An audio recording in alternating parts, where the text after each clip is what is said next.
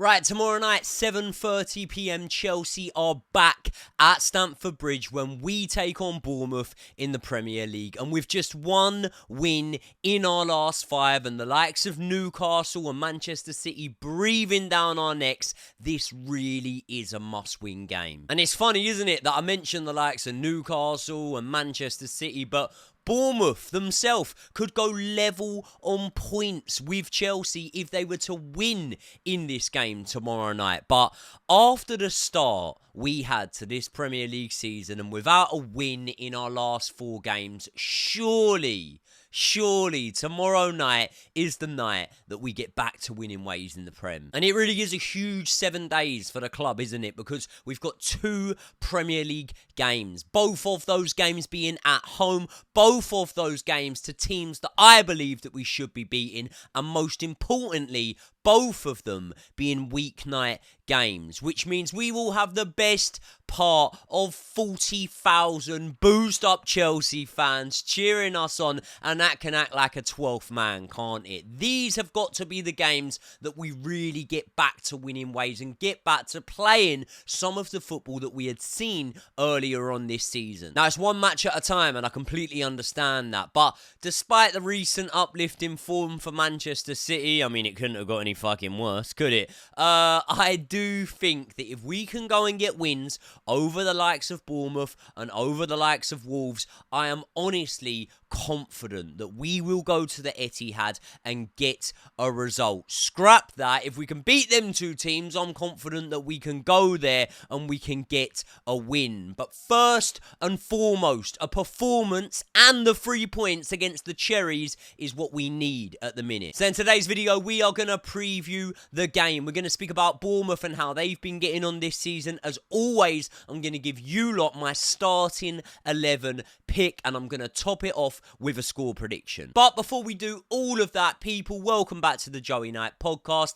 If you are new around here, please do me a massive favour. Hit the subscribe button, hit the like button right now. All of you lot, especially the hardcore. And even if you're not new around here, there's about 27% of you or something like that watch more or less every single video but still aren't subscribed to the channel. It's one simple click of a button. Please do it. It really helps me out. And as well as that, while I'm asking for favours, subscribe to Joey and Josh. We are dropping weekly videos. We're doing lots of true crime stuff over there, and we've just dropped an absolute banger on there yesterday that you need to go and watch. So that's linked in the description also. Let's get into the video. Now, the fact that the top 10 in the Premier League is so tight at this moment in time not only shows me the quality and the depth of the division, it also just shows me that every single team in this Premier League can be a dangerous game. They can be a potential banana skin, and Bournemouth definitely fall into that category. They're 7th in the Premier League at this moment in time, and in seasons gone by, just looking at Bournemouth in 7th, you'd go, yeah, that's impressive. But to be honest, they could be even higher. They have been brilliant, in my opinion, so far this season. I remember when Iriola was first brought in, right? And there was eyebrows raised. A lot of people were looking at it and going, hold on, Gary O'Neill was doing a good job. He was doing an impressive job by Bournemouth standards. And actually, now I think that decision to get rid of Gary O'Neill after he had a really good end to the season, I think it was when he took over as caretaker manager, I think that decision's very much been vindicated, because despite having a shaky start to life on the South Coast, Ariola's really impressed me, and I don't think anyone is questioning that appointment now. And when you look at it, right, they've only won 1 less match than Chelsea. They've lost 1 less match than Manchester City, so that shows you the sort of form that Bournemouth have been playing with this season. And speaking of Manchester City, by the way, Bournemouth have got a win over them. They've got a win over Arsenal, wins over Man United and Spurs, and they've also got some very respectable draws to the likes of Newcastle and Aston Villa and Nottingham Forest and Fulham. So what I'm saying is they are not a side that are just going to come to Stamford Bridge and get rolled over. And they already made it tough enough for us earlier on in the season when we just about got by against them with a 1-0 win away. And later on in this video, you'll hear something from the Squawker website, which actually suggests to you that Bournemouth in 7th aren't even where they deserve to be this season. One thing I do know is, despite the fact that you can argue amongst yourself and you could say that maybe Dean Howson at the back, Lewis Cook, Semenyo as always, he's been good, could all potentially be player of the season so far for Bournemouth. In my opinion, and maybe I'm slightly biased, I would say it's Kepa Arrizabalaga, who we loaned to the Cherries at the start of the season. He has been really, really solid between the sticks for Bournemouth this season, and I'm very, very glad that he's not going to have the opportunity to play in this game, because he's obviously, well, not cup tied, but, you know, he's tied. He can't play because he's out on loan. And do you know what the best part is? I'm pretty sure he had pretty much run down his contract with Chelsea, either way, or just about run it down, and I think that he signed a contract extension before we loaned him to Bournemouth. So given that he signed that extension, and given that he's playing really well at Bournemouth, and he's definitely their first choice, I think at the end of this season, let's say Bournemouth do secure some form of European football, whether that's Conference League, whether that's Europa League, something like that, then they're going to have a bit of money to spend, in my opinion. They'll have money left over, probably, from the Solanke deal as well. And I think that they'll go and buy Kepa off us. And look, I'm not holding out much hope that we're going to get anywhere near the 70-odd million that we paid for him originally. But what I do know is that Kepa, really, on the form he's on and the age he is, we should be getting 20 to 30 mil for Kepa. Would you agree with that? I would say we should be. And listen, that's better than nothing, isn't it? Because at one point, it looked like we were going to get nothing for him. But anyway, that is enough about Bournemouth. I'm bored of them already. Let's get on to Chelsea. And despite the fact that I would love for Fofana and Badiashile to both be available, we know we're going to be without them. One for the whole season and one for most of it. So sometimes in life, you don't get what you want, you get what you're given. And what we've been given is the availability now of Reece and Romeo. Not just the availability. They have now had minutes on the pitch, albeit only against Morecambe, but I don't know. I'm sold. Fuck it. Let's stick them straight in. No, I'm only joking. Well, sort of only joking. Wait till you see my starting lineup. But for me, despite offensively Tosin looking great in the game against Morecambe, I do think that we need to be in for a centre-back in this January transfer window. However, in the meantime, until we can get something done for a centre-back who may or may not play for Crystal Palace, potentially may or may not play for Bournemouth, by the way, until we can get something done, I think that we need to look defensively sturdy. Because if we're leaking goals, right, and then we go knocking on the door of a Crystal Palace or a Bournemouth or anyone else for that matter, and we want to take their best centre-back off their hands, you know that they are going to inflate the price. They're going to know we're desperate for one. However, if we can be quite resilient at the back until then, and maybe the likes of one of our academy products, for example, without giving you spoilers to the lineup, could be performing to a really high level, then maybe the need will be viewed as a little bit lessened by other clubs, and therefore they won't try to pull our pants down because they know that we're desperate for that defensive reinforcement. And obviously, there's rumours going around today that Renato Viega could be on his way out. We were hearing it could be a loan to Dortmund with an option to buy. Scrap that. Not because of Vega. I like Renato Viega, by the way. I think Renato Viega is going to be a really good player wherever he goes. But at this moment in time, he's fallen out of favour with Enzo Maresca, it sort of looks like. He hasn't nailed down a position.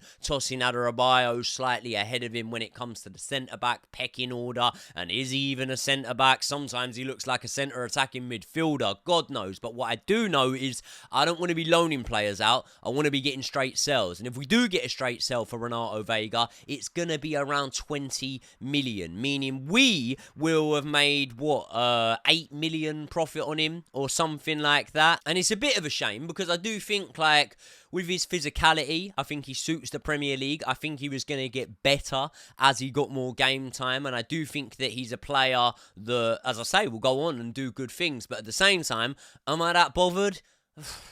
Not really, he's only been here about 6 months. Maybe we could insert some form of buyback clause or sell-on clause. I think we should do that to pretty much everyone that we let go of. But before we get into that, I want to tell you guys about a very interesting article I have been reading recently all about VAR. Now, they often say that things start to balance themselves out over the course of a season, but Squawka's alternative Premier League table shows that is just not the case. So as you can see, while West Ham and Manchester City have both had 4 incorrect calls each benefit them, Chelsea have been the hardest hit this season when it comes to VAR blunders. Yes, it is time to get the violins out because Chelsea have been on the wrong end of 6 VAR decisions this season. That is 3 more than any other club in the Premier League. But don't just take my word for it. Hit the link in the description and have a read of the article yourself because quite frankly, this is becoming a joke. But away from a Chelsea standpoint, there's so much more interesting stuff in this article, including the fact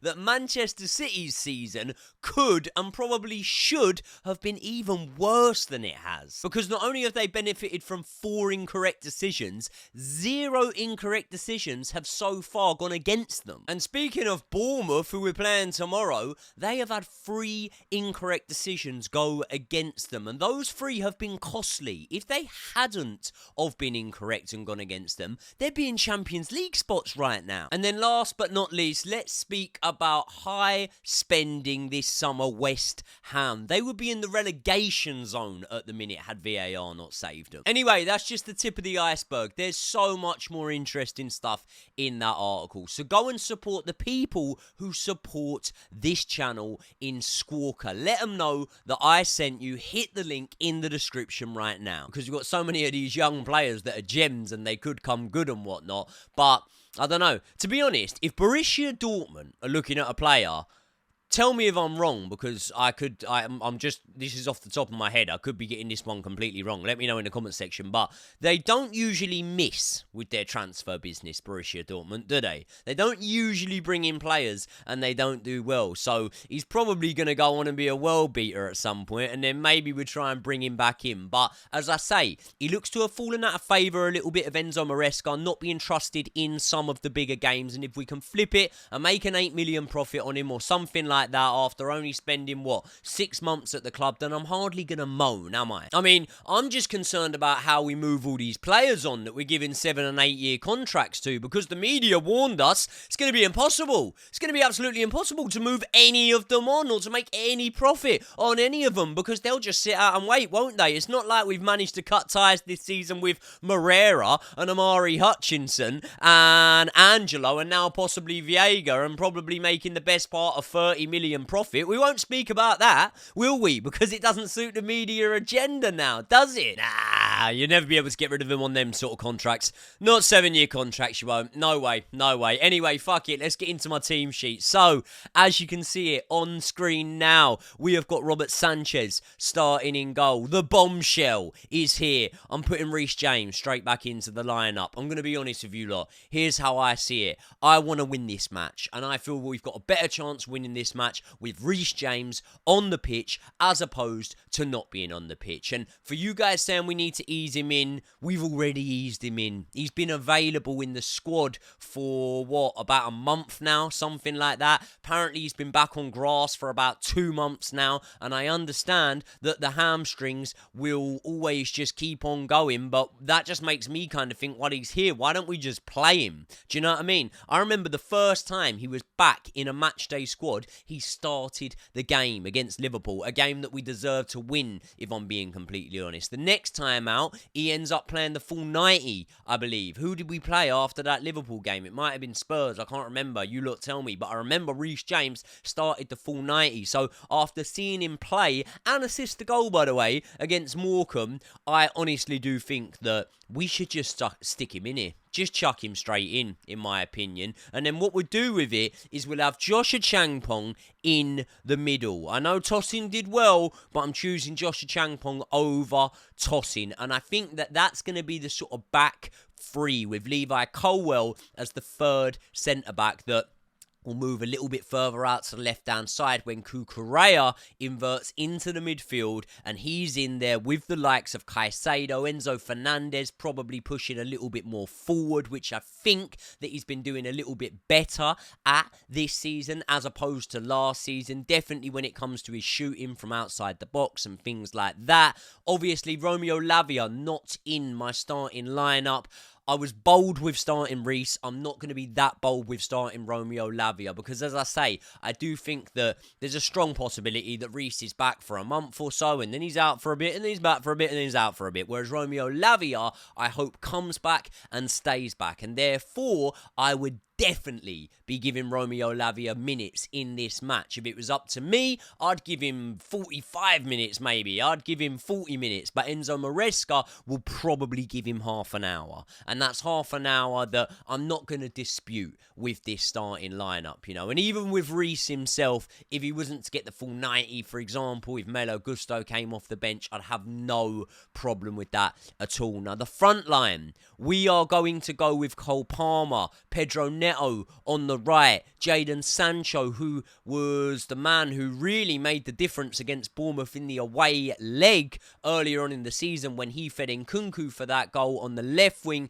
and Nicholas Jackson up top. Now, you may look at it and you might say, well, hold on, where's João Felix? Well, João Felix played the full 90, didn't he, against Morecambe? And despite me feeling like he could come in here and he could do a job here, I always give my starting lineup with what I want to see, but at the same time, I try and sprinkle it in with a little bit of realism of what could actually happen. And I don't think João Felix will start this game as much as I would like to see him in this game.